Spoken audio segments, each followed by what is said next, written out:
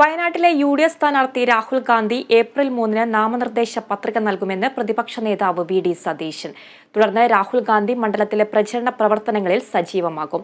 കോൺഗ്രസ് അധ്യക്ഷൻ മല്ലികാർജുൻ ഖാർഗെ, പ്രിയങ്ക ഗാന്ധി അടക്കമുള്ള നേതാക്കൾ പ്രചരണത്തിനായി കേരളത്തിലെത്തുമെന്നാണ് പ്രതീക്ഷിക്കുന്നതെന്നും VD സതീശൻ പറഞ്ഞു.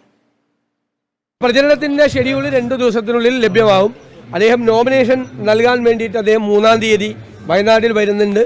അന്ന് വലിയൊരു റോഡ് ഷോ സംഘടിപ്പിച്ചിട്ടുണ്ട്. ബാക്കിയുള്ള പരിപാടികളെല്ലാം അടുത്ത ദിവസം തന്നെ കേരളത്തിൽ ദേശീയ നേതാക്കളുടെ പരിപാടികളെല്ലാം അടുത്ത ദിവസം തന്നെ പ്രഖ്യാപിക്കും. ധാരാളം പരിപാടികളിൽ ശ്രീ രാഹുൽ ഗാന്ധിയും അതുപോലെ കോൺഗ്രസ് പ്രസിഡന്റ് ശ്രീ മല്ലികാർജുൻ ഖാർഗെജിയും ശ്രീമതി പ്രിയങ്ക ഗാന്ധി ഉൾപ്പെടെയുള്ള നേതാക്കൾ, ദേശീയ നേതാക്കൾ ഈ നമ്മുടെ ഏകദേശം മിക്കവാറും എല്ലാ പാർലമെൻറ്റ് മണ്ഡലങ്ങളും കവർ ചെയ്യുന്ന രീതിയിലുള്ള പരിപാടിയാണ് കേരളത്തിലെ നേതൃത്വം അവർക്ക് സമർപ്പിച്ചിട്ടുള്ളത്. അതിന് അംഗീകാരം കിട്ടുമെന്നുള്ള പ്രതീക്ഷയിലാണ് ഞങ്ങൾ നിൽക്കുന്നത്.